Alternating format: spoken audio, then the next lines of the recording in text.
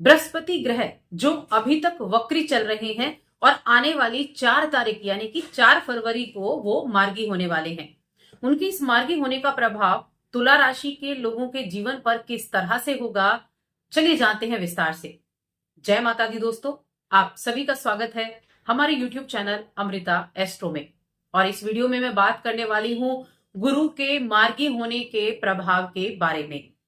देखिए, गुरु अभी वक्री चल रहे थे और ये वो समय है जब गुरु मार्गी होने के बाद अपने उस रिजल्ट को फुलफिल करेंगे जिसको देने के लिए वो आपके जो तुला लग्न के जातक हैं आपके अष्टम भाव में आए। वैसे तो गुरु का गोचर भी अभी आने वाले समय में होने वाला है। 14 मई को गुरु का गोचर होगा तो उसके रिजल्ट भी बदलेंगे। लेकिन 14 मई अभी दूर है और 14 मई तक का समय जो गुरु के मार्गी होने के बाद का प्रभाव है वो काफी ज्यादा आपके लिए एक कहूंगी बड़े बदलाव के कारण भी आपके लिए बन सकता है। क्योंकि गुरु जब भी किसी राशि में आते हैं, कोई भी ग्रह जब किसी राशि में आता है तो उस राशि से जुड़े हुए या उस भाव से जुड़े हुए रिजल्ट वो देकर जाता है। और ये वो अंतिम समय चल रहा है गुरु का, क्योंकि जब गुरु वक्री हुए तो गुरु के वक्री होने से देखिए गुरु बली तो होता है, वक्री होने से चेष्टा बल उसका बढ़ जाता है, लेकिन कहीं ना कहीं उसके जो रिजल्ट हैं वो उतने अच्छे तरीके से नहीं मिल पाते, क्योंकि वो आपके हार्डवर्क को बढ़ा देता है, आपके चीजों में कुछ उग्रता लेकर आ जाता है, इस तरह हम कह सकते हैं। तो उसके रिजल्ट जो अभी तक आपको नहीं मिले थे वो रिजल्ट अब आपको 4 फरवरी से 29 मार्च तक आपको देखने को मिलेंगे, जो वो आपके अष्टम भाव में आपको देने के लिए आए। क्योंकि गुरु आपको वो रिजल्ट दिए बिना यहां से नहीं जाने वाले हैं, यानी गोचर करने से पहले आपको उन सभी रिजल्ट को वो देकर जाएंगे। अब मैंने कहा 29 मार्च तक आपको वो रिजल्ट मिलेंगे, जबकि गुरु का गोचर 14 मई को है। क्योंकि 29 मार्च को शनि का गोचर है। आने वाले समय में सभी राशि बदलेंगे। 18 मई को राहु और केतु का गोचर है, 14 मई को गुरु का है और जो 29 मार्च है उसको शनि का गोचर है। तो देखिए, शनि का गोचर 29 मार्च को होगा तो वो मीन राशि में जाएंगे और उनकी जो तीसरी दृष्टि है वो आपके अष्टम पर आएगी, जो तुला लग्न के जातक हैं। और जो शनि की तीसरी दृष्टि है वो क्या करती है, वो कहीं ना कहीं चीजों को सीमित कर देती है। और ये लग्न कौन सी है, वृषभ लग्न, वृषभ राशि कौन सी है, स्थिर राशि है। तो क्या होगा कि जो उससे मिलने वाले रिजल्ट हैं वो सीमित हो जाएंगे, उस पर एक तरह का एक रुकावट आप कह सकते हैं वो उस पर लग जाएगी। तो इसलिए 4 फरवरी से 29 मार्च तक आपके जीवन में ये वो समय होगा जब आप उस भाव से जुड़े हुए रिजल्ट प्राप्त कर सकते हैं। अब अष्टम भाव क्या है? अष्टम भाव के नाम से पहले तो सभी डर जाते हैं कि अष्टम भाव तो पीड़ा का भाव है, अष्टम भाव तो हम कहते हैं 6, 8, 12 अच्छे भाव नहीं होते हैं। लेकिन ना तो कोई अच्छा भाव ना कोई बुरा भाव, क्योंकि कोई भी जो भाव है वो बुरा नहीं हो सकता, उससे जुड़े हुए रिजल्ट भी आपके लिए मायने रखते हैं और अच्छे रिजल्ट भी मिलते हैं। अष्टम भाव पीड़ा का भाव कहा गया है, अचानक से होने वाली घटना का है, रहस्यमय चीजों का है, गुप्त चीजों का है जिनका पता ही ना हो। तो अब क्या होगा, अष्टम भाव में आपके जो गुरु बृहस्पति तीसरे घर के स्वामी है और आपके छठे घर के स्वामी है, तीसरे और छठे घर का स्वामी है, अष्टम में गया है। तो सबसे पहली चीज तो है कि जिस चीज से आप बहुत परेशान थे, आपकी हेल्थ इश्यू हो सकते हैं, आपको पैसे की प्रॉब्लम हो सकती है, या मेंटली आप किसी रिलेशन को लेकर आप प्रॉब्लम में रह सकते हैं। जो भी पीड़ा देने वाली चीज है आपके जीवन में, गुरु के मार्गी होने के बाद वो पीड़ा कम होगी। सीधा सीधा इसका मतलब है कि आप जिन चीज से पीड़ित हैं वो उस पीड़ा में आपको इस समय कमी देखने को मिलने वाली है, उस पीड़ा को आप कम होता हुआ जरूर देखेंगे। क्योंकि पीड़ा की कोई डेफिनेशन तो है नहीं, कोई किस चीज से पीड़ित है। जिसके पास पैसा है वो रिश्तों को लेकर परेशान हो सकता है, हेल्थ को लेकर परेशान हो सकता है, या फिर जिनकी हेल्थ अच्छी है वो पैसे के लिए परेशान हो सकता है। तो उनके लिए ये कहीं ना कहीं रिलीफ देने वाला टाइम जरूर रहने वाला है, क्योंकि ये समय रिलीफ देकर जाएगा आपको।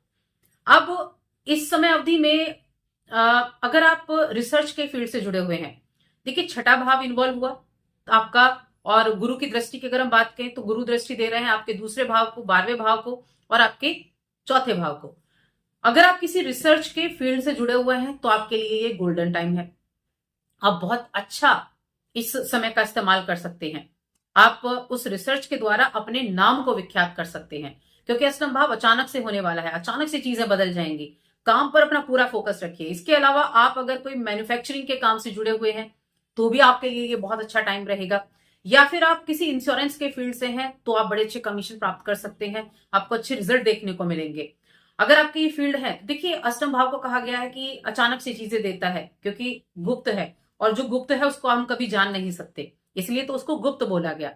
तो जो हम शब्द लेते हैं छप्पर फाड़ कर पैसा मिला या छप्पर फाड़ कर चीजें आई, वो अष्टम भाव देता है। तो चीजों में कहीं ना कहीं बड़े बदलाव भी होंगे, और ऐसे बदलाव जो आपने ना सोचे हो, जो आपने अपने जिनके बारे में कल्पना ना की हो, ऐसी तरह के चीजें आपके जीवन में बदलाव का कारण जरूर बनेंगी।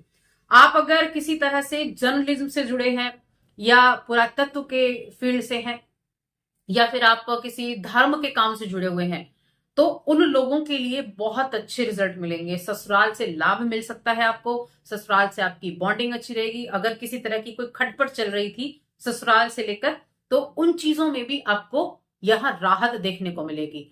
देखिए, जो गुरु की दृष्टि होती है वो बहुत पवित्र होती है, बहुत अच्छी मानी जाती है। और गुरु की पंचम दृष्टि, सप्तम तो सबके पास है, गुरु के पास दो एक्स्ट्रा जो दृष्टि होती है, एक पंचम है जो 12वें घर को देख रही है। धर्म से जुड़े हुए ट्रैवल अगर आप इस समय करते हैं तो आपके लिए बहुत अच्छे रहेंगे। और ऑकल्ट साइंस जैसी चीजों से, कुछ गुप्त विद्या सीखने जैसी चीजों से आप जुड़ सकते हैं। ज्ञान को प्राप्त करना किसी भी तरीके से, इस तरह की चीजों से आप जुड़ सकते हैं। किसी ऐसी कोर्स को आप सीखना चाहेंगे जो आपके अंदर की जो एक कहते हैं ना एक तड़प है उसको पूरा कर सके, कुछ ऐसी चीजें आप सीखना चाहेंगे। 12वां भाव विदेश का भाव भी है। जो लोग विदेश में रहते हैं उनके लिए मैं कहूंगी बहुत अच्छा है। जो विदेश से जुड़े हुए कार्य करते हैं उनके लिए काफी अच्छा है, और आईटी फील्ड से हैं उनके लिए भी काफी अच्छा ये समय रहने वाला है। दूसरे भाव पर भी गुरु की दृष्टि है। अब सप्तम दृष्टि से उसको देख रहे हैं तो धन में वृद्धि होगी, परिवार में वृद्धि होगी, क्योंकि गुरु वृद्धि के कारक हैं। चाहे धन में वृद्धि हो, परिवार में, कुटुंब में वृद्धि हो, या ज्ञान आपको प्राप्त हो, या फिर आपके जीवन में गुरु का आना हो, तो जो भी जीवन में वृद्धि होती है उसके कारक गुरु बृहस्पति हैं। तो धन में वृद्धि जरूर होगी, किसी भी तरीके से हो, और अचानक से होगी। परिवार में, कुटुंब में वृद्धि होगी। वृद्धि कब होती है? या तो संतान की प्राप्ति हो या फिर किसी का विवाह हो। एक दृष्टि चौथे घर पर जा रही है जो कि भूमि भवन, ये नवम दृष्टि है। भूमि भवन वाहन सुख संपत्ता से जुड़ी है। तो इस समय अवधि में सुख भी मिलेगा, भूमि भवन से सुख भी मिलेगा। आपके माता के साथ आपके संबंध भी अच्छे रहेंगे, और क्योंकि ये तुला लग्न भी है, और इस समय अवधि में यहाँ के स्वामी शनि भी हैं, और साथ में ये इस चौथे भाव से जुड़ी हुई जो चीजें हैं, कोई वाहन की खरीदारी आप इस समय अवधि में कर सकते हैं, किसी भवन निर्माण की तैयारी आप इस समय अवधि में कर सकते हैं, और साथ में कोई आपका प्रॉपर्टी से जुड़ा हुआ कोई मुआवजा अगर अटका हुआ था, प्रॉपर्टी से कोई लाभ मिलने वाला था, वो आपको इस समय अवधि में लाभ भी मिल सकता है। अब देखिए, आप उपाय क्या कर सकते हैं, तो मैं कहूंगी आप मंत्र का जाप करें, ये आपके लिए बहुत उत्तम उपाय रहेगा। जो भी अष्टम भाव पीड़ा देता है उस पीड़ा से छुटकारा पाने का ही अच्छा है। जो अष्टम भाव आपको पॉजिटिव रिजल्ट देता है उस रिजल्ट को प्राप्त करने के लिए है। एक तो आप ओम ब्रह्म बृहस्पति नमः इस मंत्र का जप कर सकते हैं, या फिर आप गुरु के बीज मंत्र का जप कर सकते हैं। प्रतिदिन एक माला जप करना शुरू कीजिए, और फिर देखिए रिजल्ट, आपकी चीजों के लिए कितने पॉजिटिव रिजल्ट आपको देखने को मिलते हैं। तो बस आज की इस वीडियो में इतना ही। आप कुंडली दिखाना चाहते हैं तो स्क्रीन पर आपको नंबर मिल जाएगा, और वीडियो कैसी लगी ये कमेंट करके जरूर बताएं। जय माता दी।